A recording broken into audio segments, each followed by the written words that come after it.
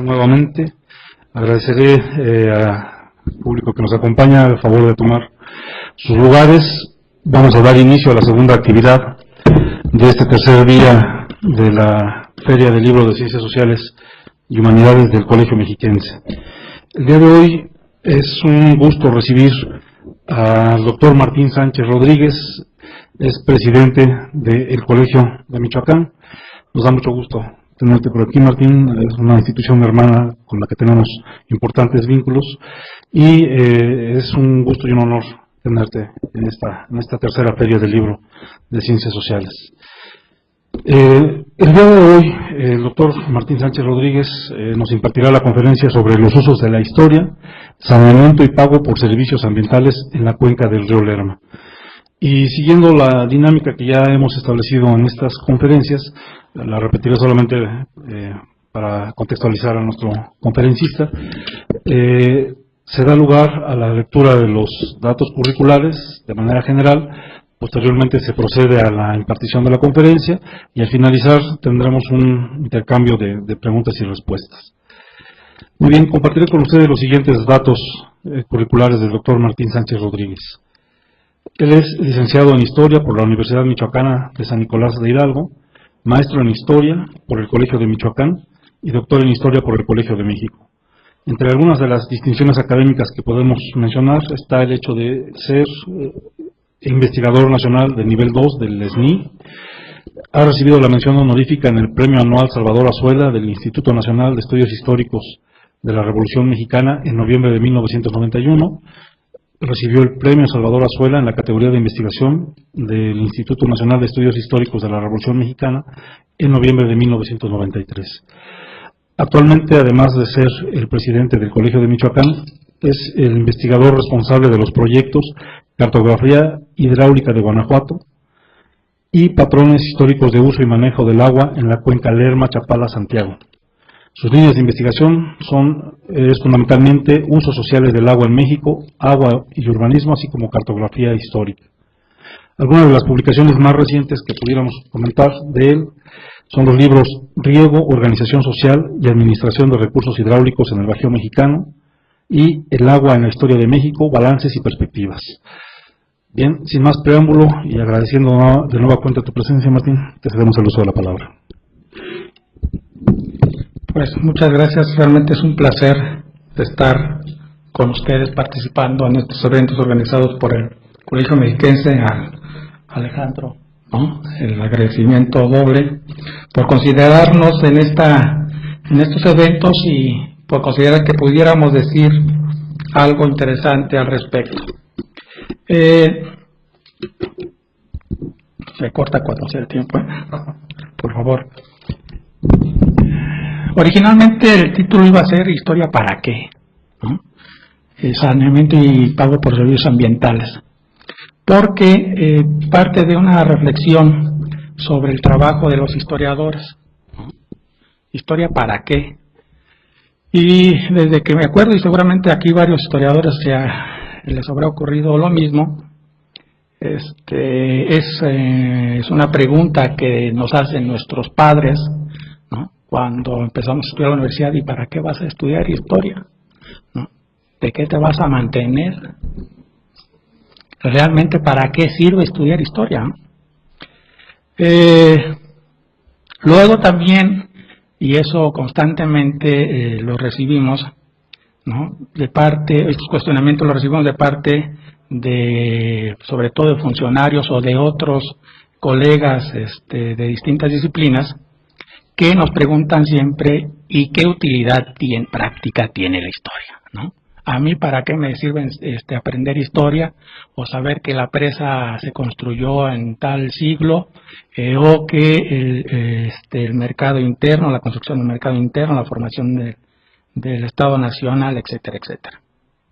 Entonces, en realidad el objetivo es muy concreto, es un poco mostrar una parte de la utilidad práctica de la historia a través de la propuesta de atención a problemas ambientales de la cuenca del Lerma hoy, ¿sí? No voy a hablar voy a hablar un poco de la historia, ¿no?, del siglo XVIII, XIX, XX, pero en el sentido de ¿para qué me sirve el conocimiento histórico en un problema actual, y un problema actual que tiene que ver con el medio ambiente y proyectos gubernamentales que buscan aplicar políticas públicas para remediar hasta cierto punto problemas ambientales?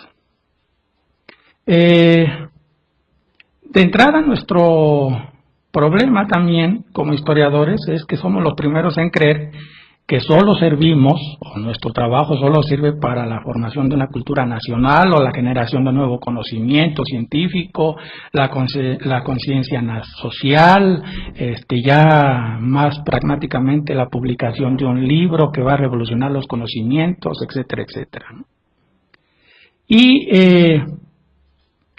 no, en este sentido, yo parto de la idea que, y lo que queremos demostrar en este proyecto, que es un proyecto muy general donde participan otras instituciones, queremos demostrar que el conocimiento histórico nos puede servir para la formulación de instrumentos de generación de políticas públicas, que no tienen que ver con la formación de conciencia nacional, que no tienen que ver con cuestiones educativas, que no tienen que ver con solo investigación pura y dura, sino un instrumento que sirve para los planeadores de políticas públicas, ¿sí?, y diseñadores de políticas públicas actuales. Esta conferencia se enmarca en un proyecto precisamente de investigación que tiene que ver con el saneamiento y el pago de servicios ambientales en una subcuenca del río Lerma, que es la subcuenca del río Turbio. Y afortunadamente aquí se dio una confluencia de circunstancias y de interés, ¿no? Por un lado, los intereses de la Comisión de la Cuenca del río Turbio para generar precisamente un instrumento para la planeación de sus políticas públicas, ¿no? La cuenca del río Turbio se ubica, por supuesto, en el estado de Guanajuato, fundamentalmente. Digamos, el punto más conocido de esta cuenca va a ser la ciudad de León, que nuclea, pero se comparte entre Jalisco y Guanajuato. La parte serrana corresponde a Jalisco, fundamentalmente de esta cuenca, y la parte de los valles, ¿no?, donde se practicó y se practica la agricultura, que esto es León, estos son los valles, pertenece a Guanajuato, y desemboca el río Turbio, que está ahí señalado, nace un poco arriba de León, desemboca por supuesto en el río Lerma, y por eso forma parte de la cuenca del río Lerma. Entonces, la condición de cuenca del río Lerma del río Turbio tiene una problemática muy particular. Por un lado, la contaminación, ¿no?, que viene de las actividades industriales de León, y agroindustriales por supuesto, y también los problemas de inundación que que en algunos años y recurrentemente padece la cuenca o algunas poblaciones de la cuenca.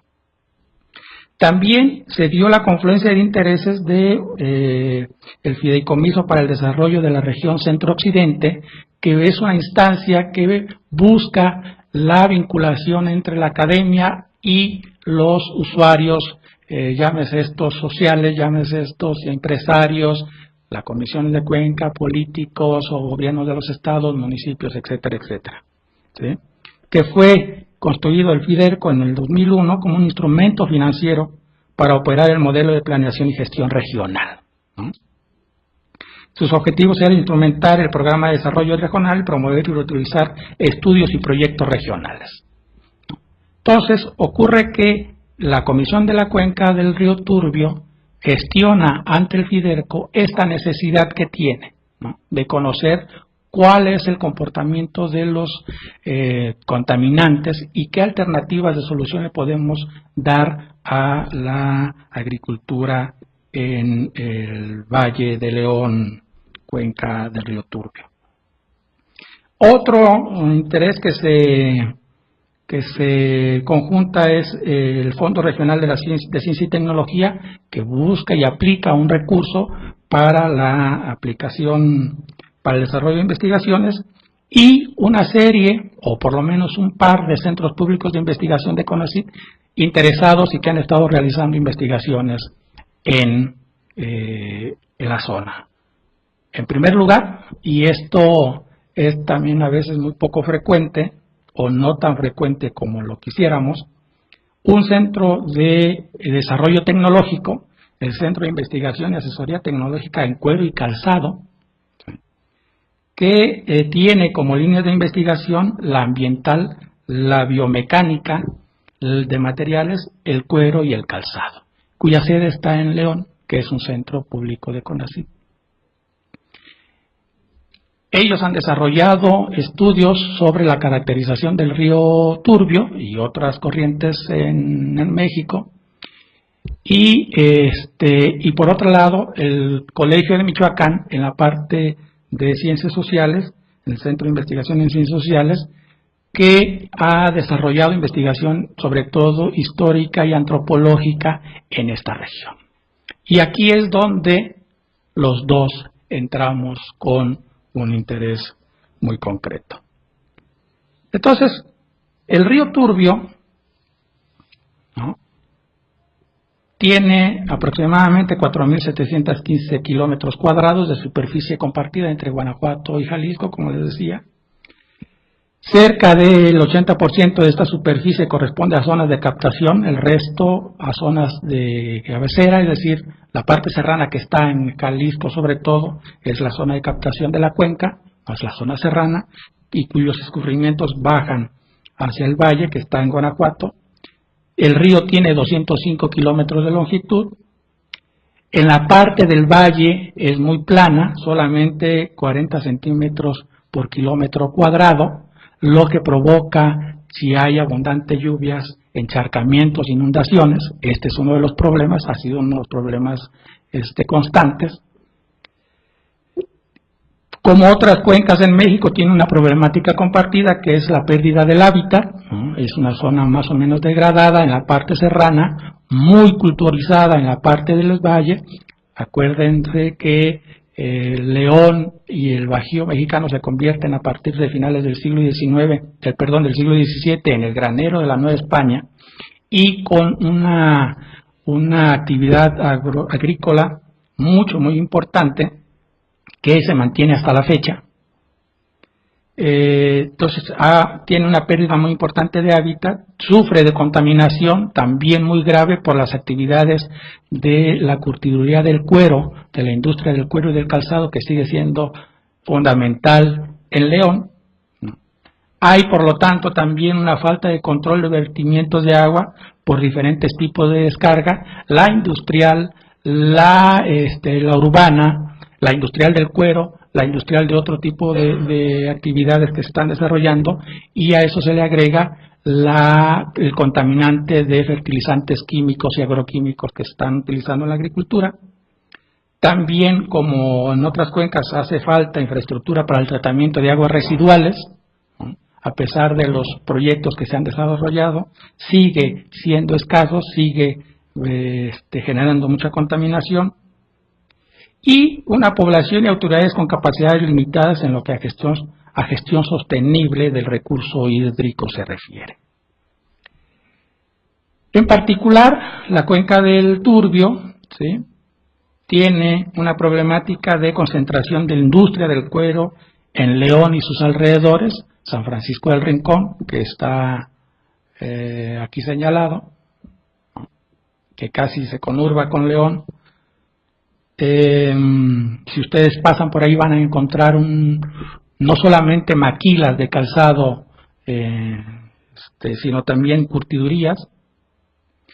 Una empresa caracterizada por el dominio de la pequeña y las microempresas, una región procesadora de cueros vacunos, caprinos, ovinos y porcinos, ¿sí?, que privilegian el uso del cromo en sus procesos de producción, ¿no?, y que muchos operan en la informalidad, con las consecuentes repercusiones en el medio ambiente que tiene, ¿no?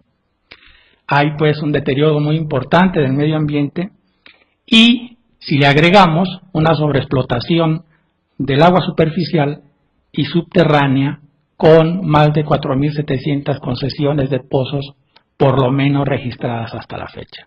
Seguramente hay muchísimas más, ¿no? Entonces, si bien la agricultura recibe aguas contaminadas, también para paliar esta situación ha practicado la perforación de pozos profundos, que ya desde algunas décadas es un problema muy grave por el abatimiento del manto freático en el Bajío mexicano, como en otras regiones, como puede ser el noroeste, Hermosillo, puede ser Sinaloa u otras regiones del país.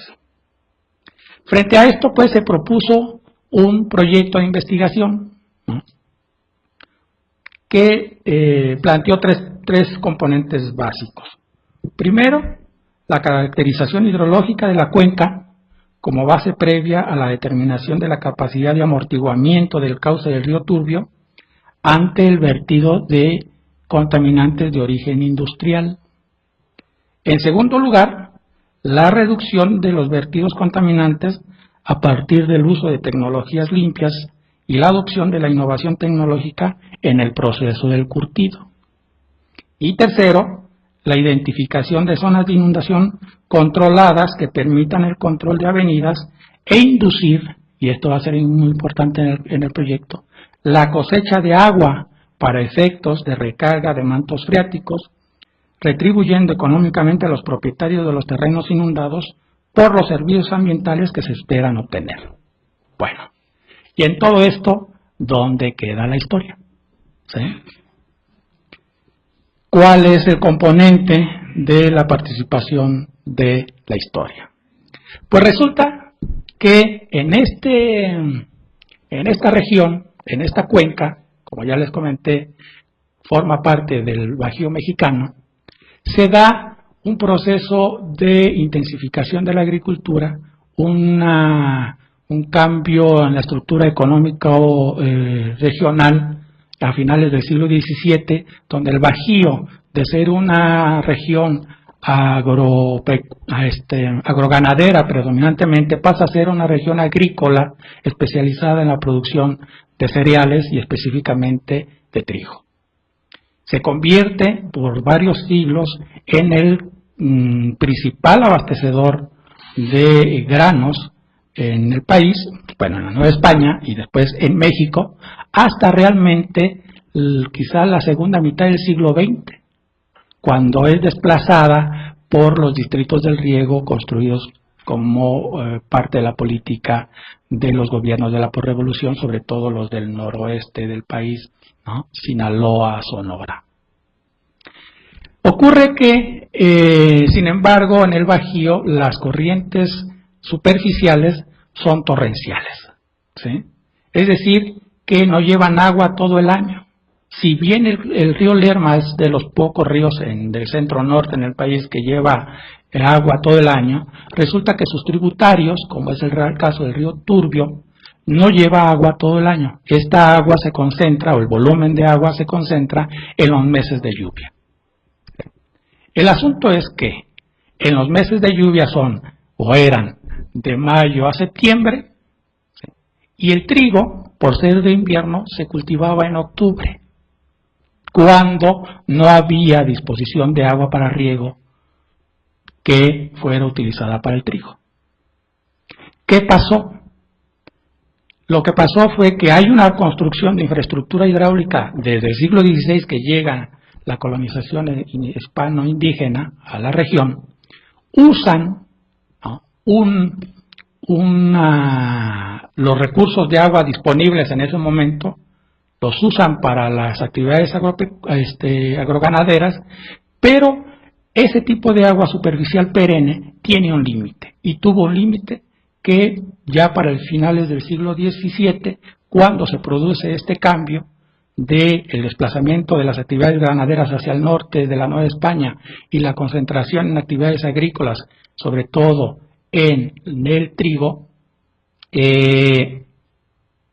ya no tienen o ya no cuentan con el agua suficiente como para sostener un crecimiento muy importante de la frontera agrícola de riego en la Nueva España y en el Bajío, ¿sí?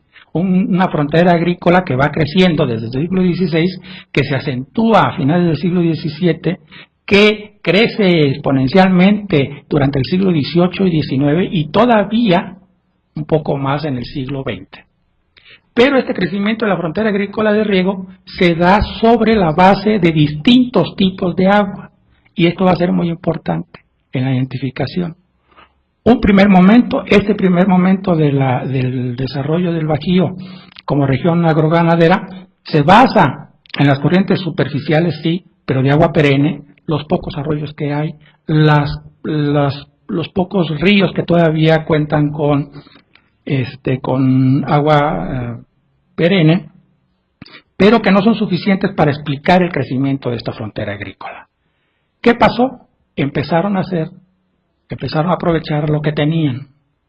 Tenían, por supuesto, terreno, superficie de cultivo, bastante. No era una zona, ya no había sido, una zona de intensa colonización o asentamiento indígena prehispánico. Se habían abandonado, sí hubo presencia, pero ya para la llegada de los españoles ya no, ya la consideramos como la frontera de los chichimecas. Entonces, hay tierras para colonizar, empieza a haber mano de obra producto del boom de la minería, y también hay capital que se va a invertir de la minería y del comercio a la agricultura, pero lo que no se tiene en ese momento suficiente es agua, o se tiene en un periodo donde no se necesita, o donde no es aprovechable. Se necesita y es aprovechable para el cultivo del maíz, pero, insisto, el Bajío se va a convertir y se va a especializar en cultivo de cereal, de trigo. ¿Qué hacen entonces? Insisto, aprovechan las corrientes torrenciales, aprovechan el torrente de agua que viene en periodo de lluvias y lo almacenan artificialmente y de manera temporal en lo que se denomina cajas de agua. Y empiezan a practicar un sistema de riego, agrícola de riego, ya no sé cómo llamarlo, que se llama entarquinamiento en cajas de agua. El entarquinamiento en cajas de agua, para que tengan un símil, es lo que se practicó en Egipto hace más de 5.000 años y lo que permitió el desarrollo de la cultura egipcia hace 5.000 años, ¿sí? El aprovechamiento de las inundaciones del río Nilo, que venían cargados con una importante volumen de materia orgánica. Bueno, eso que se dio en el Nilo se da por primera vez y de manera sistemática, por decirlo de alguna manera, o por lo menos eso se tiene registrado, en el Bajío mexicano. Con esto no quiero decir que sea exactamente lo que sea exclusivamente traída del antiguo mundo, del Egipto, vía España, ¿no? Y vía la llegada de los españoles a México. Hay que ver que no se ha estudiado el componente indígena también en términos de manejo de agua. Pero lo que sí es cierto es que como se practicó en Egipto y como se practicó en el Bajío mexicano, no se había practicado en la Nueva España o antes en el México prehispánico. Y se empieza a practicar, eso son hipótesis a comprobar, por primera ocasión y de manera más sistemática en el Bajío mexicano. El entarquinamiento en cajas de agua es lo que hoy conocemos o podemos asemejar a la cosecha de agua. ¿Qué significa la cosecha de agua? Pues captar precisamente volúmenes importantes de agua superficial e introducirla, ¿sí?, a inducir su filtración a los mantos freáticos, ¿no? El entarquinamiento se conoce de varias formas, y ese es uno de los problemas para su investigación. Se conoce como entarquinamiento, se conoce como enlagunamiento, se conoce como aniego, se conoce como enlame. Entonces, cuando nosotros vemos en el archivo estas palabras, estamos reconociendo una práctica de uso y manejo de suelo y agua. ¿Cómo funcionaba? Bueno, y entarquinamiento se puede derivar de la palabra tarquín, que es el cieno o el légamo o la materia orgánica que por percolación se asienta en la tierra de cultivo. ¿Cómo funcionaba? Funcionaba en el sentido de que se tuvieron que construir, y esta fue una parte de inversión muy importante, se tuvieron que construir diques en las tierras de cultivo, que a lo mejor eran antes bosques de mezquites o eran tierras dedicadas al cultivo del maíz. Se tuvieron que construir bordos o diques de distintas dimensiones y de distintas alturas. En el caso del Bajío tenemos cajas de agua, como se les conoce ahí, con una superficie de 350 hectáreas más o menos, o 500 hectáreas, las más grandes, a 4 o 5 hectáreas, las más pequeñas. Eso habla de una infraestructura hidráulica de bordos, de canales, de compuertas, de presas de derivación, no de almacenamiento, de presas de derivación, de compuertas muy importantes, que nos van a permitir desviar el agua y retener el agua cargada con materia orgánica, agua que viene de la sierra, agua que es arrastrada en época de lluvias, ¿no?, que viene cargada con muy buena materia orgánica y que va a permitir, por un lado, enriquecer el suelo, ¿sí?, renovar el suelo por esta materia orgánica, pero también va a permitir el combate de plagas, dado que el almacenamiento es temporal de las aguas, va a combatir plagas animales y vegetales. Se van a crear pues lagunas artificiales,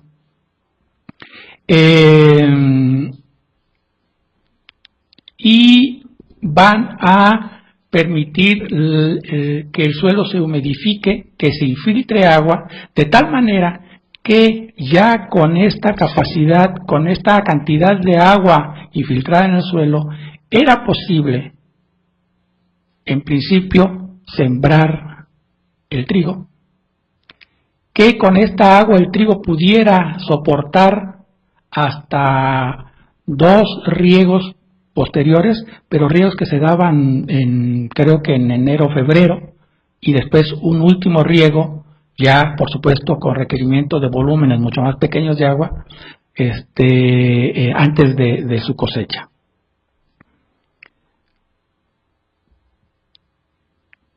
Entonces, ¿qué es? Nos volvemos a preguntar, ¿y la historia para qué sirve en este asunto? Pues resulta que en el proyecto se había planteado la identificación de zonas inundables, ¿sí?, en la cuenca.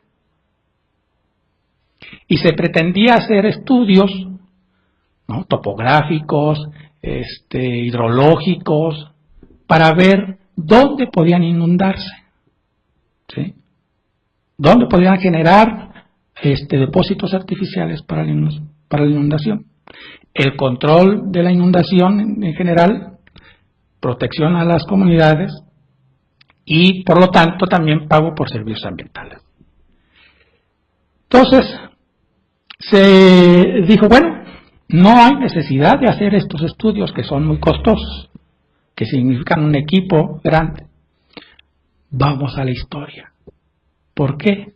Porque a lo largo de la cuenca hay una cantidad todavía no completamente identificada de infraestructura hidráulica que sirvió precisamente para lo que ustedes están planteando, ¿sí?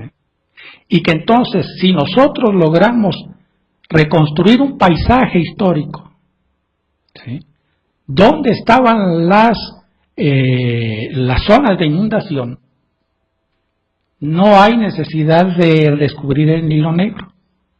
Vayamos, ¿no?, a hacer una lectura del paisaje cultural, ¿sí?, que nosotros lo calificamos por político, que nos permita en un primer momento en gabinete, ¿sí?, identificar las antiguas zonas de inundación, que nos permita después, que las tenemos en gabinete identificadas, ir al campo y ver si realmente estamos en lo cierto, y que nos permita al final de cuentas combinar el conocimiento que hemos acumulado en la investigación histórica con los estudios hidrológicos, con el estudio de caracterización del río, con las muestras que se han hecho de contaminantes a lo largo del río para ver dónde está más o menos contaminado y que nos permita al final de cuentas plantear zonas, ¿sí?, a nivel de experimentación para poder rehabilitar el sistema de entarquinamiento. Y digo rehabilitar porque el entarquinamiento en cajas de agua desapareció en el Bajío, ¿sí?, o por lo menos en el Bajío mexicano desapareció a partir del reparto agrario. De tal manera que hoy solamente lo podemos reconstruir a través de una investigación histórica, o lo pudimos reconstruir a través de una investigación histórica, y reutilizar a través de una investigación histórica y social, ¿no? Hay todavía algunas zonas en el país que se sigue practicando el entarquinamiento en cajas de agua. Una, por ejemplo, es la comarca lagunera. El éxito, por ejemplo, de la explotación, o parte del éxito de la explotación del algodón en la comarca lagunera, se hizo precisamente a través del uso de las aguas torrenciales y lo que ellos llaman en la comarca lagunera cuadros de agua, que no es otra cosa que el enlame o el entarquinamiento. Sigue, a pesar de toda la obra de infraestructura de gran irrigación que construyeron los gobiernos de la Revolución, sigue en algunas partes funcionando. Recuerden que las presas sobre el río Nazas y el río Aguanaval se construyen precisamente para controlar las avenidas, las aguas torrenciales de estos ríos, y en cierto sentido ya no, técnicamente ya no permiten de manera integral la práctica del entarquinamiento. La otra parte, la otra zona de donde se practica actualmente el entarquinamiento, y se han recorrido en estos momentos todavía, o sea, en estos días, la carretera de la autopista México-Morelia-Guadalajara. Cuando pasen después de Morelia por la parte de Coeneo, van a encontrar ahí Coeneo-Guaniqueo. A mano derecha, a mano izquierda, de aquí para allá, van a encontrar una zona inundada. Eso es entarquinamiento. Y el Valle de Zamora. El entarquinamiento es tan versátil, ¿sí?, es una técnica tradicional muy cuestionada por los funcionarios públicos y por algunos ambientalistas, porque la consideran como un desperdicio de agua. Acuérdense que la idea en términos de uso de agua es la tecnificación y el ahorro. Esta técnica desperdicia agua, ¿sí? ¿Por qué? Porque infiltra a la tierra o se evapora. Y entonces, si se infiltra y se evapora, nadie la aprovecha, ¿no? Pero es muy versátil porque, por ejemplo, en el caso de Zamora, convive perfectamente con técnicas muy modernas de uso y manejo del agua. Estoy hablando del riego por presión y sus distintas variantes, que si la fertirrigación, que si la aspersión, etcétera, etcétera. Bueno, entonces a partir de la lectura, hicimos la lectura del paisaje, un modelo que tiene que ver con arqueología de superficie, cartografía histórica, trabajo de archivo, trabajo de campo, ¿sí?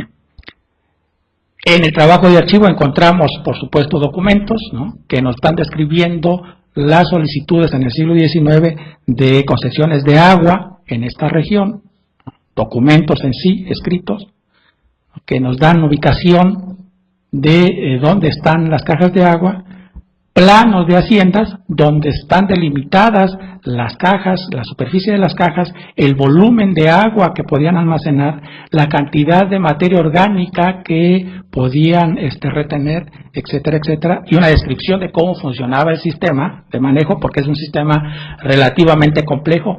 Hay debajo de esto una organización social que se desapareció, no solamente por el reparto de la tierra, sino porque no se pusieron de acuerdo los que la utilizaban, es decir, los ejidatarios, ¿no? documentos donde se están registrando infraestructura hidráulica por revolucionaria, pero que en realidad era colonial y del siglo XIX, ¿no? Otros de estos haciendas de la mapas de hacienda de ahí de la región. Lo verificamos en un trabajo digamos, arqueológico de superficie, trabajo de campo, también lo que nos permite aplicaciones de algunas técnicas de la antropología, ¿no? Entonces empezamos a encontrar evidencias arqueológicas de esta infraestructura que se fue construyendo del siglo XVI, XVII, XVIII, XIX, ¿no? Sus condiciones actuales, ¿no? Aquí vemos el impacto del reparto agrario o el impacto de la política hidráulica, no necesariamente el reparto agrario, ¿sí? Distintas dimensiones, distintos tipos de obra que se van recorriendo. Y también, y esto ha sido un plus en el proyecto, la posibilidad de ir construyendo un inventario del patrimonio cultural, ¿sí? Porque encontramos los cascos de las haciendas, encontramos la infraestructura hidráulica del siglo XVI, alguna está fechada, ¿sí? Cuestiones culturales como las denominaciones de las presas, encontramos las trojes, distintos tipos de trojes, encontramos norias, etcétera, etcétera, un patrimonio cultural que nosotros en algún momento estábamos planteando hacer las rutas del agua, donde lo principal era esta posibilidad de entregar, de dar a los municipios un instrumento nuevamente de planeación de política, en este caso turística, enfocado a los usos del agua, ¿no? Hay graneros, antiguas fábricas, ¿no? Antiguos molinos que después se convierten en fábricas textiles, y por supuesto también pintura, escultura que están en los cascos de las haciendas, ¿no? Después hacemos un trabajo de gabinete, ¿no? Vamos combinando en un sistema de información geográfica lo que encontramos en la investigación histórica y en los trabajos de campo, ¿no? Los vamos empalmando, ¿no? Vamos reconstruyendo dónde estaban o dónde nosotros creemos que estaban, porque en el paisaje actual, si nosotros vemos una imagen de satélite, una ortofoto, hay rasgos del paisaje prehispánico, por supuesto, colonial, de la revolución, que es fácilmente distinguibles. A partir del mapa los redibujamos, a partir del trabajo de campo los rectificamos, y esto es la reconstrucción de las cajas de agua de la hacienda de Jalpa, ¿sí? Hay que ir al campo, ¿sí? Como se pudo haber visto en algún momento, no están todas llenas, ¿no? Pero imaginemos que están llenas todas las cajas y se veía como un gran lago, pero es artificial y duraba solamente el periodo de lluvias, ¿sí? Esto es Zamora y así se vería el Bajío mexicano. Me han dicho que Acambay puede ser, pero no estoy tan seguro, ¿eh? ¿No? Así es. No estoy tan seguro, no hemos ido, porque hay varios sistemas y habría que yo en principio me gustaría que sí. Pero este es el Valle de Zamora, este es el Valle de Cueneo. En el Valle de Zamora, las cajas de agua son del tamaño de la predio ejidal, 4 hectáreas. En el Valle de Cueneo es las antiguas cajas de las haciendas del valle. Significa que el problema del reparto agrario de la tierra, de la división de la tierra y del agua no fue problema. Tuvo que haber un problema social más de fondo que expliquen por qué se dejó de practicar en el Bajío. Y ya una síntesis de lo histórico con lo técnico de la caracterización del río es esto. Logramos identificar las cajas, algunas de estas que están en color anaranjado o rojo no funcionan más, están totalmente borradas. Otras, como se señala aquí, es donde nosotros estamos proponiendo, por el tipo de agua, por la aceptación posible de la gente y por la infraestructura que aún permanece, que es posible pensar en una inicial pequeña rehabilitación del sistema, ¿no? Con la idea de provocar la cosecha de agua. La idea es provocar la infiltración del agua a los mantos freáticos. Esto significa esta reactivación, ¿no?, rehabilitación del sistema, problemas sociales, ¿no? Porque cada caja, como pueden ver, que son las líneas rojas, ahora está dividida entre distintos propietarios. Pueden ser propietarios privados, pueden ser ejidatarios, que tienen que ver con distintos problemas sociales. Hay que, si nosotros pensáramos, es que vamos a hacer un experimento y aquí hay que ponerse de acuerdo primero con los propietarios, que también es parte del proyecto. Pero esto no lo podíamos conocer hasta no saber exactamente dónde estaban esas zonas ya creadas de inundación y quién en la actualidad está involucrado en ello. Entonces se hizo un inventario de las parcelas, que sin un nombre de los propietarios, si están de acuerdo o no, etcétera, etcétera, etcétera. Bueno, este proyecto está terminándose. Esperamos convencer a los miembros de la cuenca, a los de la Comisión Nacional del Agua, a los de la Comisión Estatal del Agua, que la historia sí tiene mucho que decir en un problema tan presente como es la preservación del medio ambiente y en este caso también la protección a las inundaciones en la cuenca del río Turbio. Muchas gracias.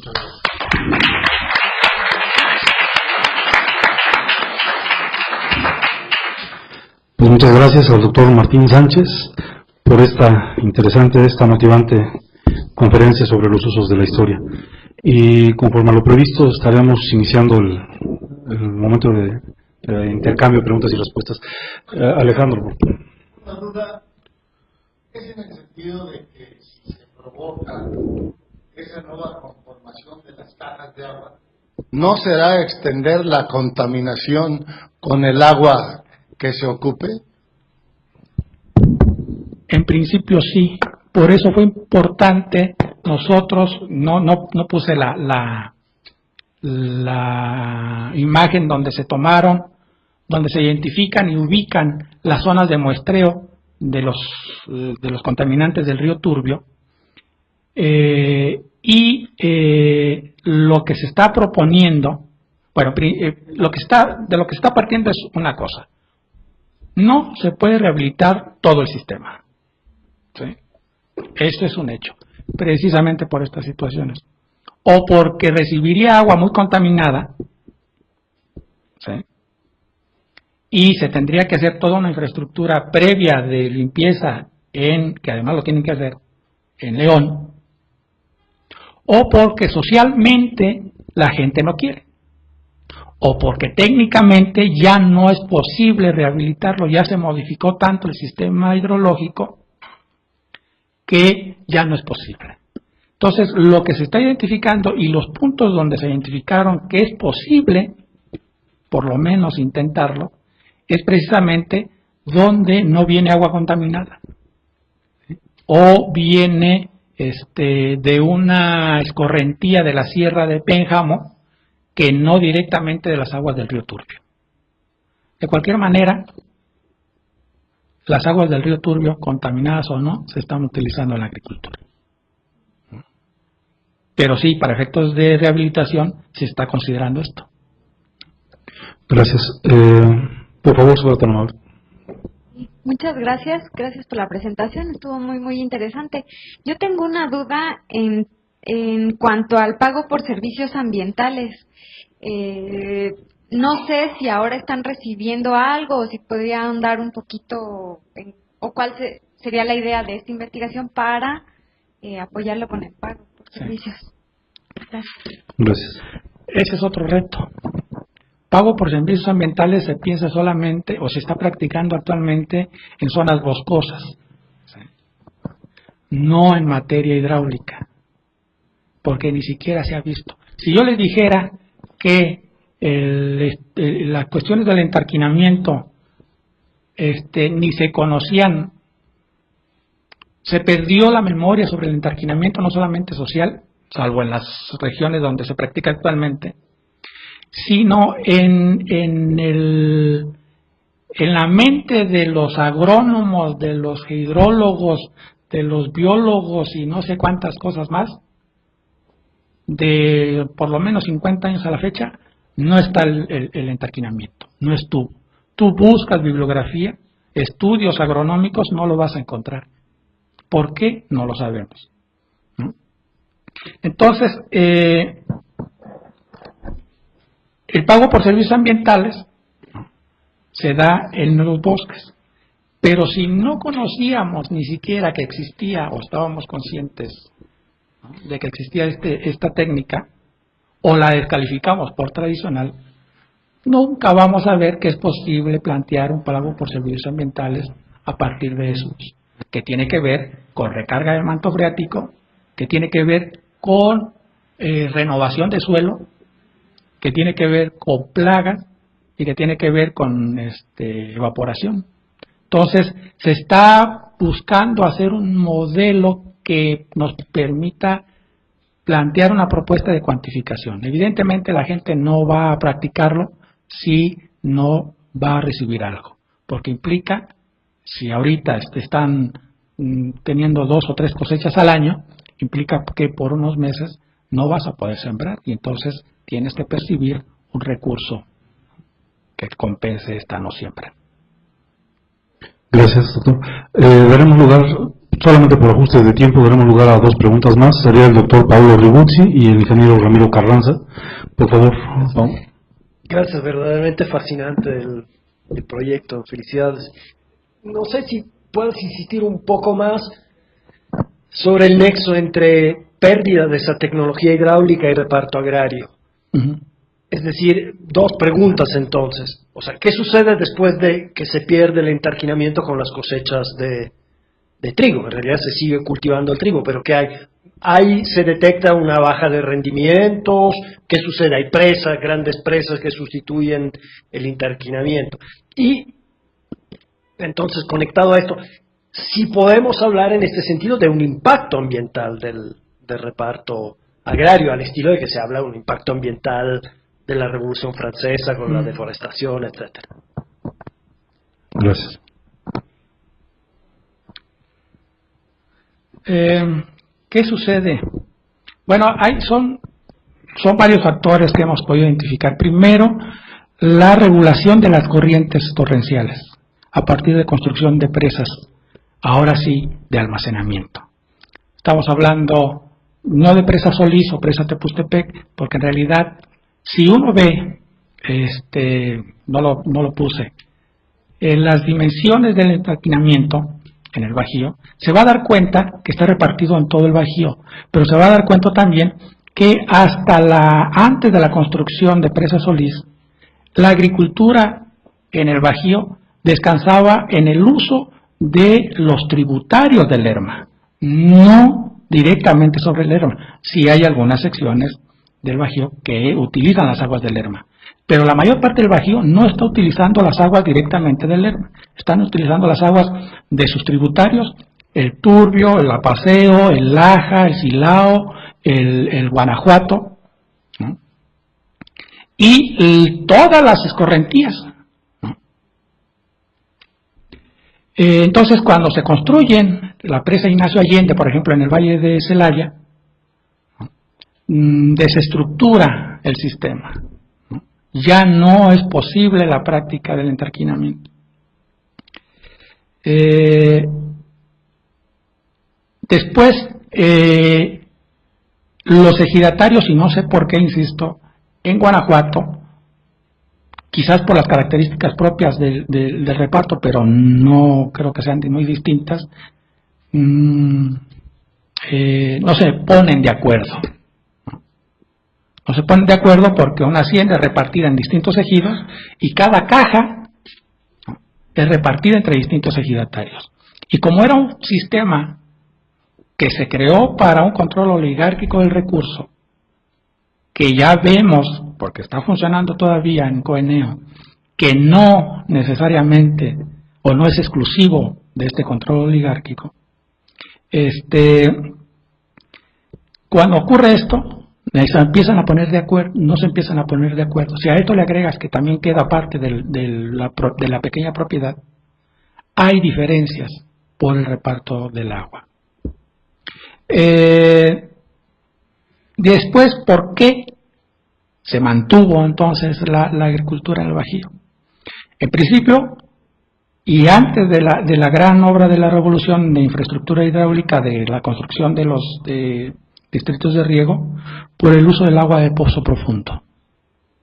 En Celaya yo estoy identificando uso ya de bombas de combustión interna y después eléctricas, por ahí por 1896, ¿no? Pocos años de que se estaba ya, de que se había, digamos, popularizado o registrado el uso del motor de combustión interna en usos agrícolas. Entonces, lo que está ocurriendo, o lo que ocurre en términos cronológicos, es un uso distinto, un uso paulatino de los distintos tipos de agua. La perenne en un periodo, la torrencial en otro periodo, y a fines del siglo XIX y principios del XX, el agua subterránea.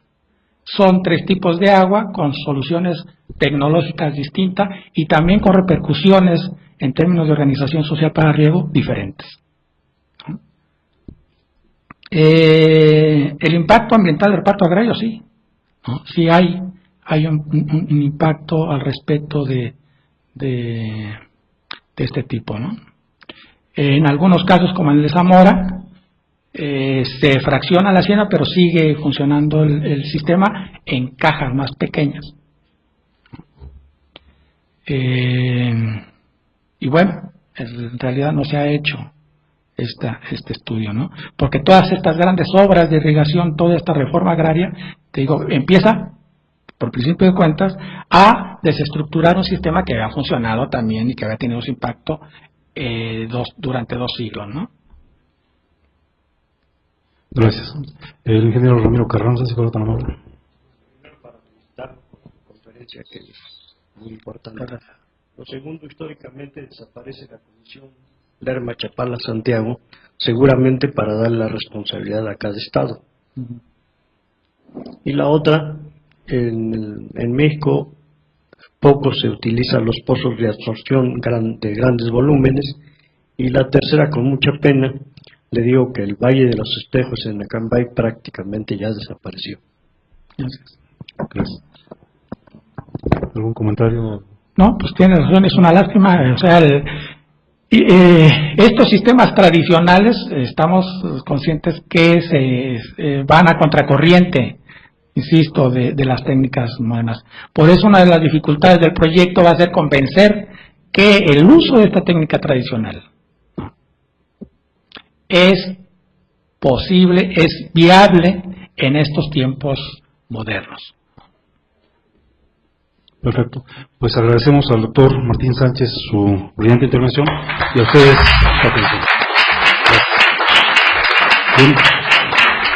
Martín, a nombre de la comunidad del Colegio Mexiquense, hacemos entrega de este reconocimiento por tu brillante conferencia. Muchísimas gracias.